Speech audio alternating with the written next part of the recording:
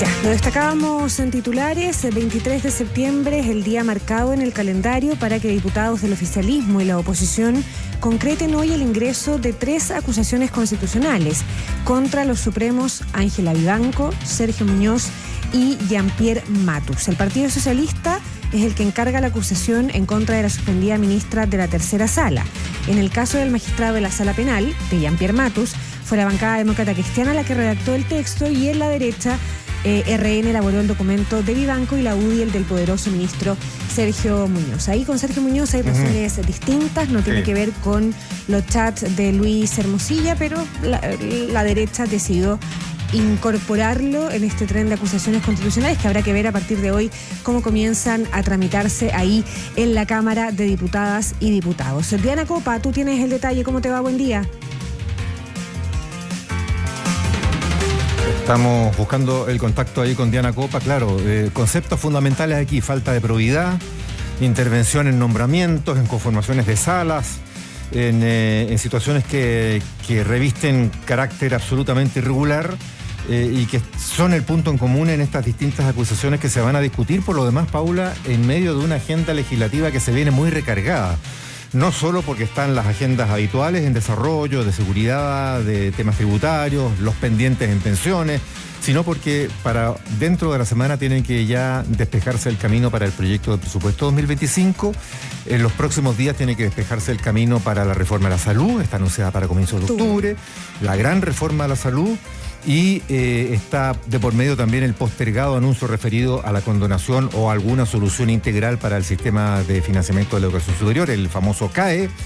Entonces no es poca la pega que tienen los parlamentarios en las próximas semanas y meses. Sin desconocer también o sin dejar de mencionar lo de la agenda de seguridad, un fast track legislativo en materia de seguridad que lleva adelante sobre todo la Comisión de Seguridad del Senado, que hoy día, por ejemplo, va a votar hasta total despacho el proyecto que regula la realización de los denominados narcofunerales. Es bien impresionante cómo las fiestas patrias, Mauricio, se convirtieron en esta como barrera natural que separó el año en dos, digamos, ¿no? Con un segundo semestre, con una segunda etapa muy, muy marcada con distintos hechos, en lo legislativo, pero también en lo que tiene que ver, por ejemplo, con la formalización del general Yáñez el próximo 1 de octubre, las elecciones del 26 y 27 de octubre. La campaña ya parte en forma a fines de esta misma semana. 5º aniversario del denominado estallido social, también el 18 de octubre, entonces como que esta parte del año está muy marcada por hitos muy, muy relevantes. Lo de hoy, lo que tiene que ver con las acusaciones constitucionales. Diana Copa, ahora sí estamos contigo, buen día.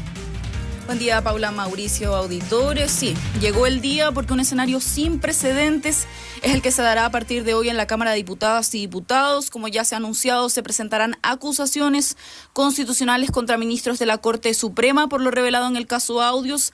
Hablamos de Jean-Pierre Matus, Sergio Muñoz y no uno, sino 2 líbelos contra Ángela Vivanco, uno por parte de la oposición y otro por parte del oficialismo. Detallar un poco las diferentes acusaciones constitucionales que se presentarán. Por un lado, el oficialismo más la democracia cristiana presentará una contra Ángela Vivanco y otra contra Jean-Pierre Matus. Desde el lado de la oposición, Chile Vamos va a apoyar la de Matus, pero va a presentar una propia contra Ángela Vivanco y otra contra Sergio Muñoz. El diputado y jefe de bancada del Frente Amplio, Jaime Sáez, habló de un escenario de incertidumbre, porque esto es primera vez que sucede que presentan 2 acusaciones constitucionales contra una misma persona. Entonces habló de que pese a que hay coordinación, se hizo un llamado a la cautela. Yo lo que sí puedo decir es que dentro del oficialismo hay una coordinación permanente entre las distintas bancadas, incluida la democracia cristiana, en que estamos tratando de hacer todos los esfuerzos conjuntos y tenemos gente dispuesta a esa labor para arribar con niveles unificados. Esta es una situación además inédita en la historia del Congreso. No tenemos experiencia en que se presenten acusaciones distintas contra una misma persona, que es el caso de Vivanco, y por lo tanto creo que ahí también el Congreso como tal debe pronunciarse técnicamente respecto a qué es lo más procedente.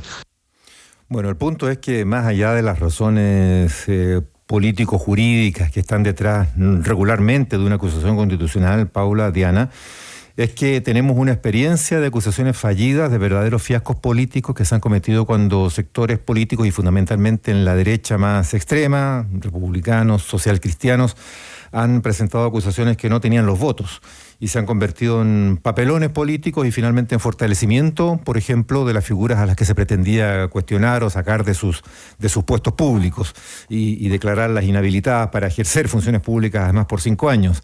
Eso lo hemos visto en las acusaciones contra ministros de Estado. En esta administración se vio también en administraciones anteriores. En esta oportunidad estamos viendo, al menos de la boca para afuera, esfuerzos para consolidar votaciones, reunir mayorías, no solo juntar las firmas para presentar la acusación, tener los votos para su aprobación y para que prosperen en la Cámara y eventualmente lleguen incluso al Senado y se conviertan en acusaciones, entre comillas, exitosas desde el punto de vista de que tienen efecto realmente y consiguen el propósito inicial de quienes acusan, que es destituir, simplemente sacar de sus cargos a altos funcionarios públicos.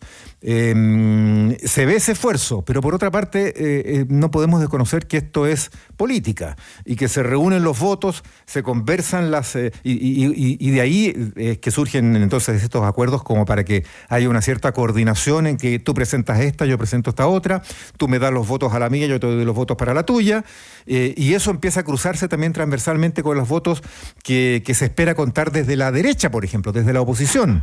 Y es ahí donde entonces se levanta también el nombre de Sergio Muñoz como otra figura acusable, que la levanta la derecha, eventualmente con la expectativa, y lo planteamos así a título de hipótesis, pero yo creo que con harto fundamento, en cuanto a que justamente este intercambio de votos puede traducirse en que también hubiera algún respaldo que en una de esas también consigue el propósito con Sergio Muñoz. Vamos a ver si es así o no. Claro, porque muchos ven acá esa lógica como del empate. Claro, digamos. o puede que se busque y que esté cerca, pero no lo logren los votos. No sé, no sabemos. Eso vamos a verlo cuando ya se voten estas cosas. Claro, porque no hay que olvidarse que lo de Sergio Muñoz, decíamos, Mauricio, no tiene relación con el denominado caso Audios o con los chats con Hermosilla, no está acá. Dice relación más bien con la presunta entrega de antecedentes de un juicio que aún no era público a su hija sobre un proyecto inmobiliario donde tenía intereses, para tenerlo claro. Claro, lo que hizo la hija en ese minuto fue que gracias a esa información se retiró del negocio y buscó deshacer una compra de un inmueble. Exacto. Porque vio que se le venía negra la situación a la inmobiliaria, en fin, y ella se retiró a tiempo, pero con información privilegiada frente a otros clientes de esa misma inmobiliaria. Es más o menos la figura que se está levantando desde la oposición. Ya, Diana, en ese sentido y con esas hipótesis que planteamos, ¿qué se sabe efectivamente o qué pistas hay más concretas de cómo va a ser el voto en las diferentes bancadas para estas distintas acusaciones y qué tanto se empiezan a notar estos acuerdos y estas eventualmente transacciones en los votos que concurren a aprobar cada una de ellas? Claro, aparentemente hay una suerte de consenso, por lo menos en el oficialismo, con las diferentes acusaciones. Se podría decir lo mismo desde la oposición. Lo que sí, hay dos partidos que han detallado constantemente que no van a decidir su voto hasta que se presenten las acusaciones constitucionales, que en este caso son republicanos y demócratas. Por un lado, Republicanos ha insistido, de hecho, que no se quiso sumar directamente a ninguna acusación constitucional como tal, porque están esperando que salga más información del caso Audios para no agotar todos los recursos en estas acusaciones constitucionales. La única acusación constitucional en la que en este caso no hay tanta claridad es en el libelo contra Sergio Muñoz, puesto que viene presentada desde la derecha, pero aparentemente no hay tanto apoyo por parte del oficialismo. Así de hecho lo explicó el diputado y jefe de bancada de la UDI, Gustavo Benavente, mientras que la jefa de bancada de Renovación Nacional, Jimena Osandón, explicó los capítulos de acusación contra Ángela Vivanco. Obviamente aquí van a primar algunos criterios políticos, sobre todo para defender a Muñoz. Y bueno, tendrán que transparentar su voto los diputados que prefieran de una u otra manera defender al ministro Muñoz. Tiene 2 capítulos, uno se relaciona con las actuaciones que ella tuvo en causas que conoció y falló como jueza, y el otro dice relación en cómo intervino en diferentes nombramientos. Consideramos que ambas causales son graves y que son hechos que no pueden ser. Hasta las 11 de la noche aproximadamente estuvieron en reunión las bancadas del oficialismo más la Democracia Cristiana para definir la agenda de presentación. Hoy durante la mañana se presentarán entonces las acusaciones constitucionales para que en la tarde se dé cuenta en la sala y de ahí en más empiece a correr el proceso, el cual debería durar aproximadamente un mes.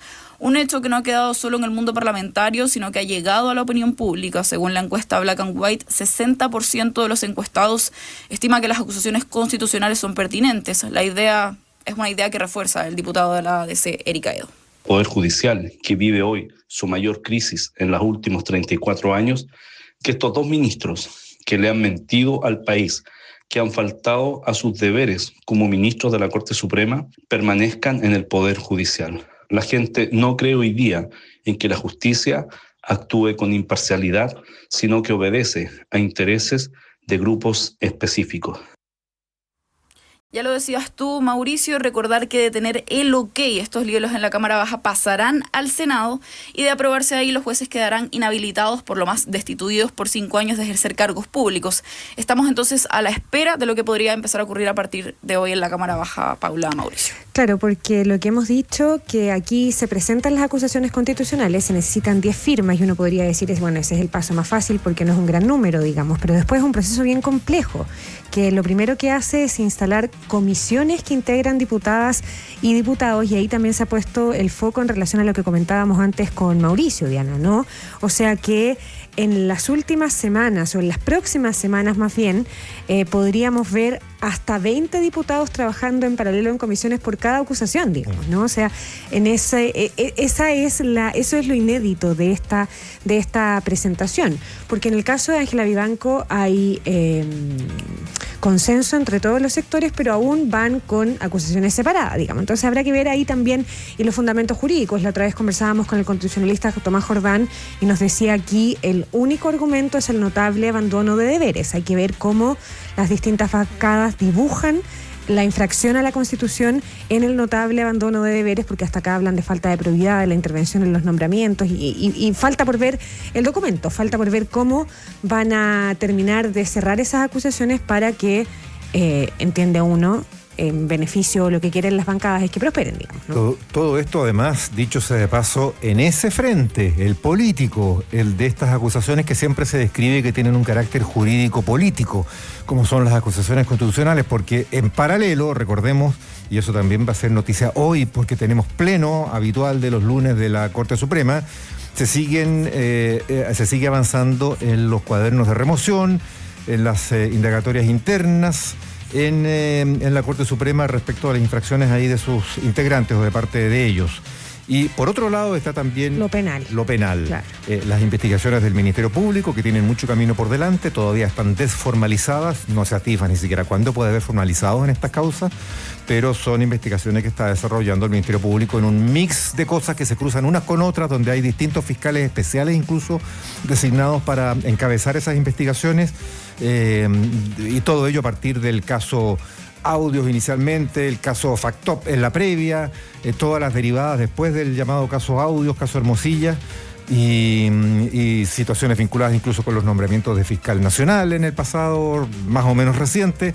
Así es que es una madeja súper enredada que tiene cursos de acción paralelos que se nos van a ir entrecruzando unos a otros y con eventuales consecuencias de uno sobre otro. Claro. Porque si estos escenarios, por ejemplo, precipitan, digámoslo así, el otro día planteábamos esa hipótesis. O sea, que se avanzara la remoción, por ejemplo.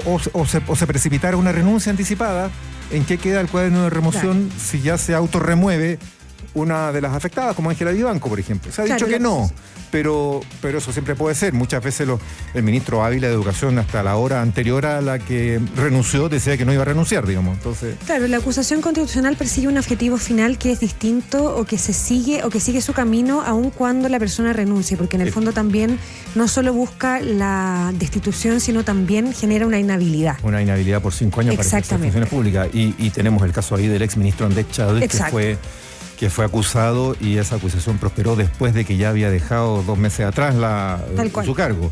Pero tenemos otros casos en los que acusaciones que estaban listas para avanzar precipitaron una renuncia anticipada del afectado, el ministro de Educación Ávila, hace algunos meses, y se desmadejó y ahí se cayó la acusación. Por cierto, toma cursos distintos, Diana. Sí, y esto todo en medio de lo que ustedes comentan, finalmente en paralelo va a tener que seguir funcionando diferentes comisiones para tramitar la acusación constitucional, pero sigue la agenda legislativa. Claro. Y esa es la preocupación finalmente del Ejecutivo, que dicen cómo van a estar enfocados todas sus energías en la acusación constitucional si entre medio se tienen que estar tramitando todas las urgencias legislativas que están entre medio, como lo es el CAE, como lo es la agenda económica, como lo es el presupuesto 2025. Entonces, en ese sentido, desde la directiva puntualmente de la diputada Carol Cariola ha detallado y ha sido súper enfática con la frase: vamos a caminar y mascar chicle al mismo tiempo, y vamos a tramitar todo lo que tengamos que tramitar, tanto nuestro rol fiscalizador como el legislador. Y ahí están todas las referencias a trabajar más horas, a trabajar más días de la semana. En una de esas, cuando ya nos pille después la fecha, a interrumpir una semana distrital y regional. En fin, ya veremos cómo se las van arreglando. Diana Copa, estamos comunicados. Muchas gracias. Gracias, Diana. Buen día. Buen día.